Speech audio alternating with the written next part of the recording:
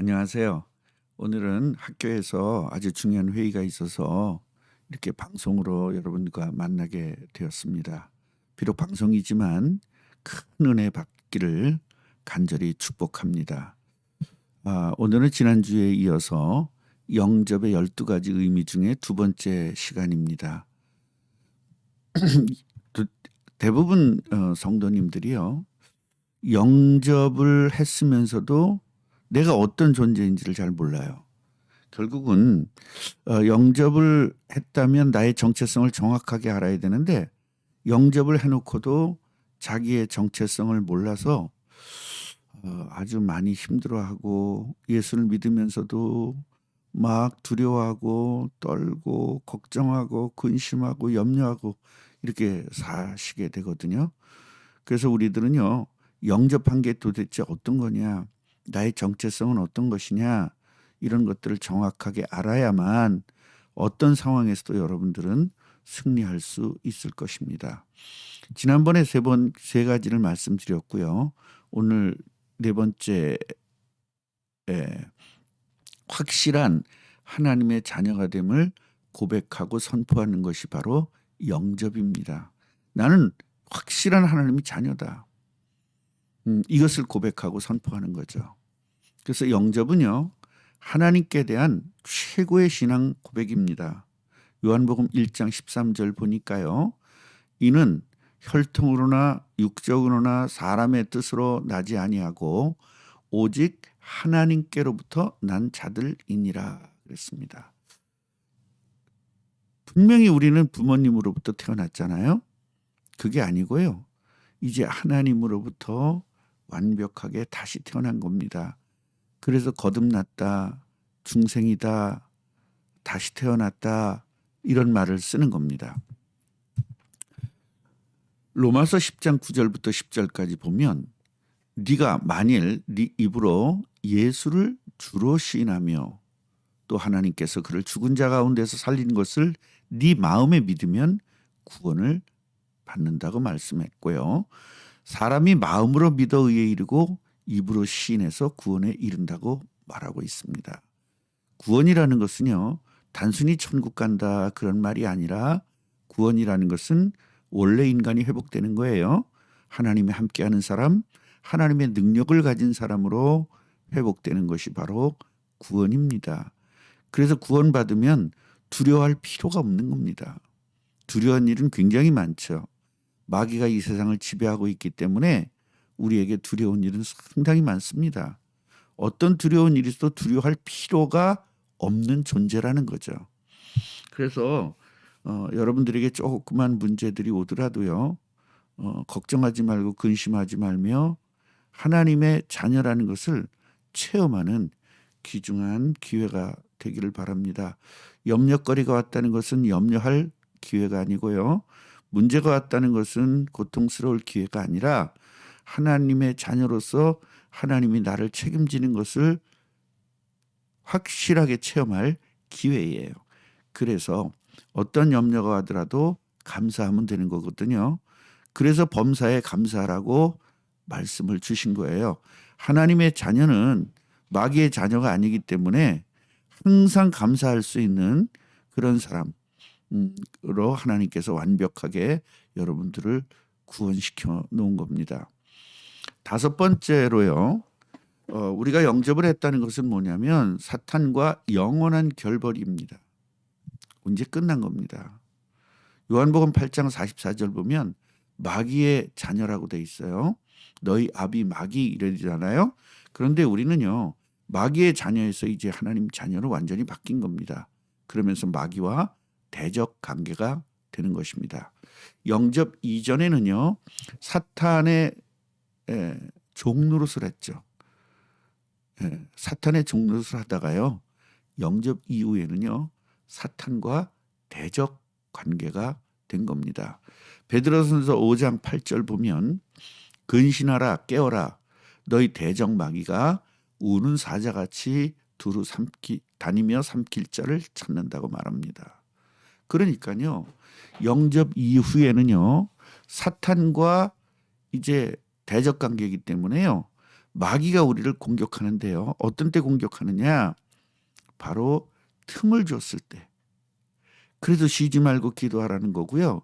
쉬지 말고 기도하라는 것은 하루 종일 직장 나갔어도 하나님 아버지 이러는 것이 아니라 마귀가 나를 공격하지 못하도록 예수 그리스도로 옷을 입고 있으라는 겁니다. 24시간 내가 누구인지를 잊어먹지 말라는 거예요. 문제가 와도 잊어먹지 말고 걱정거리가 와도 내가 하나님 자녀라는 걸 잊어먹지 말라는 거예요. 예수의 이름으로 마귀는 완전히 무너진다는 것을 분명히 잊어먹지 말라는 겁니다. 이게 쉬지 말고 기도하라는 거거든요. 그리고 에베소서 6장 10절부터 20절 안으로 보면 거기는요. 전신갑주 이야기가 나오는데요.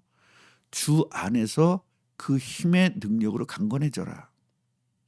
예수님의 힘으로 강건해지라는 거죠. 마귀의 간계를 능히 대적하기 위해서 전신갑주를 입으라. 이게 기도라는 겁니다. 전신갑주가. 그래서 우리는요. 정말로 24시간 마귀가 우리를 공격하지 못하도록 항상 기뻐해야 되고요. 그 항상 기뻐하란 말은 슬픈데 무슨 기뻐하라는 거야. 이런 차원의 얘기가 아니고요. 항상 기뻐하라는 말은 너는 어떤 일이 있어도 기뻐할 수 있는 존재로 바꿔놨다는 것을 이야기하고 있어요. 그런데 그걸 잊어먹고 왜 슬퍼하니? 항상 기뻐하면 돼. 슬픈 일을 당하거나 괴로운 일을 당하거나 그것은 다 하나님께서 책임질 거기 때문에 너는 기뻐하는 존재로 내가 바꿔놨어. 그러니까 옛날 사람처럼 슬퍼하지 말고 내가 바꿔놓은 새 사람처럼 완전히 기뻐하면 돼. 그걸 알려주기 위해서 항상 기뻐하라고 말씀하신 겁니다. 그 다음에 6번째로 보면요. 창세기 3장 문제에서 영원히 해방된 겁니다. 영원토록 해방된 거죠. 이제는 여러분 창세기 3장 문제에 들어갈 이유가 없어요. 창세기 3장 문제가 뭐죠? 원죄 문제, 하나님 떠난 문제, 마귀에게 지배된 문제죠. 3가지 문제를 창세기 3장 문제라고 합니다. 그 3가지 문제를 인간의 근본 문제라고 해요. 거기서 해방되는 게 구원이죠. 로마서 8장 2절 보니까요. 죄와 사망의 법에서 완전히 해방했습니다. 이는 그리스도 예수 안에서 생명의 성령의 법이 죄와 사망의 법에서 너를 해방하였습니다. 그랬습니다. 여러분 생명을 얻었다 그 말은 성령이 나와 함께 한다는 것을 제가 말씀드렸죠. 그래서 우리가 죽었다 그 말은 성령이 떠났다는 이야기고요. 우리가 생명을 얻었다 그 말은 성령이 나와 함께 한다 그 말입니다. 다시 말하면 살았다. 내가 살았다. 생명을 얻었다. 그 말은요. 하나님께서 원래 인간에게는 하나님이 함께 하시고 하나님의 능력으로 우리를 창조하셨잖아요. 그것을 해방받는 것, 그것을 찾는 것, 그것이 구원이에요. 그래서 구원받았다라는 것은 성령이 나와 함께하는 것이고 그 성령의 능력으로 결국 죄와 사망의 법에서 완전히 해방된 겁니다. 자, 그리고 요한복음 5장 24절 보면요. 법적으로 영원히 해방됐습니다. 법적으로 영원히 해방됐습니다. 내가 진실로 진실로 너에게 이르노니 내 말을 듣고 또 나 보내신 이를 믿는 자는 영생을 얻었고 심판에 이르지 아니하나니 사망에서 생명으로 옮겼느니라. 에베소서 2장 1절 보면 죽었던 너희를 살리셨도다. 그게 이 말입니다. 우리 안 죽었었잖아요. 결국 성령이 우리를 떠났었는데 예수님을 영접하자마자 성령이 나와 함께 하시는 것. 이게 바로 생명인 거예요. 히브리서 10장 14절 보니까 그가 거룩하게 된 자들을 한 번의 제사로 영원히 온전하게 하셨느니라. 그러니까 여러분 영원히 이런 말을 잘 깨달아야 돼요. 영원이라는 말은 끝까지란 말이에요. 잠깐 동안 문제가 오고 어떤 어려운 일이 오고 속상한 일이 오고 부부간에 문제가 오고 이런 문제가 와서 여러분 그런 것에 흔들릴 뿐이 아니란 말이죠. 영원토록 여러분을 구원해 주신 분이에요. 예, 이젠 싸우지 않아도 되는 사람입니다. 문제가 와도 문제 해결하면 되는 겁니다. 하나님께서 모든 것 책임지는 겁니다. 기다려 봐야 돼요. 그래서 그 성령의 열매 중에서도요. 인내가 열매 중에도 있는 거예요. 기다리면요. 하나님께서 어떻게 하는 걸 봐야 돼요. 모세도요. 홍해 앞에서 이렇게 말했잖아요. 하나님께서 오늘날 너희들을 어떻게 구원하시는 것을 보라. 가만히 서서 보래요. 그러니까 우리가 가정에서나 또 직장에서나 어떤 어려운 일들이나 고통스러운 일 있을 때 기다리면 되는 겁니다. 저도 상당히 많은 일들을 당했지만 기다렸습니다. 기다리면 하나님께서 완전히 해결하는 것을 우리 체험할 수 있었습니다. 그래서 이젠 저는 사실적으로 믿는 겁니다. 7번째로 하나님의 눈과 입장에서 볼 때 영접이라는 것은요. 하나님의 언약이 나와의 계약으로 체결되는 순간입니다. 이게 얼마나 성경에 여러분 구약 성경 또 신약의 모든 성경의 그 약속이 성경에 있는 모든 약속이 나와 계약으로 너한테 모든 복 주겠다. 너를 내가 책임지겠다. 이런 모든 성경 약속들이 하나님과 나와 계약되는 거예요. 계약되면 끝나잖아요. 도장 찍으면 끝나잖아요. 혹시라도 그 도장 잊어먹을까 봐 하나님께서는 성령으로 인쳐주잖아요. 성령으로 도장을 찍었다는 겁니다. 얼마나 대단합니까? 영접이라는 건 여러분 그냥 대충 교회 다니다가 어려운 일이면 어려워하고 속상한 일이면 속상해하고 대충 그렇게 사는 인생이 아닙니다. 완전히 해방됐고 완전히 하나님 자녀 됐고 완전히 하나님의 능력을 가진 사람이 되어지는 겁니다. 또 하나님의 눈과 입장에서 봤을 때 하나님의 최고의 관심이 성취되는 순간입니다. 베드로전서 1장 9절 보면 믿음이 뭐죠? 영혼을 구원받는 거예요. 영혼 구원. 그래서 하나님의 계획이 뭐죠? 하나님은 모든 사람이 구원받고 진리를 아는 데 이르기를 원하시느니라. 예수 그리스도 아는 것을 원하고 계신단 말이에요. 모든 세계 사람이. 그래서 우리는 세계복음화를 하는 것이고요. 저와 여러분들은 영접해서 엄청난 축복을 누리게 되는 겁니다. 아까는 하나님 입장에서 봤을 때고 이번에는 사탄의 입장에서 봤을 때는 우리가 이제 두려움의 대상이 됐습니다. 옛날에는 뭐죠? 사탄의 밥이죠, 우리가. 그러나 이제는 사탄이 우리를 두려워하는 그런 신분으로 바뀌었습니다. 절대로 사탄 두려워하지 마시기 바랍니다. 사탄아 물러가라. 이거 두려워서 하는 말이거든요. 예수의 이름으로 명하노니 사탄아 물러가라. 자신 있게 여러분의 있는 권세로 사용하면 됩니다. 누가복음 10장 19절 보니까요. 내가 너희에게 뱀과 전갈을 밟으며 원수의 모든 능력을 제어할 권능을 주었으니 너희를 해칠 자가 결코 없으리라 그랬잖아요. 여러분 세상 것이 여러분을 해칠 수 없습니다. 돈이 여러분을 해칠 수 없고요. 관계가 여러분을 해칠 수 없고요. 높은 분들이 여러분을 해칠 수가 없어요. 해치는 것 같지만 결국은 여러분 승리합니다.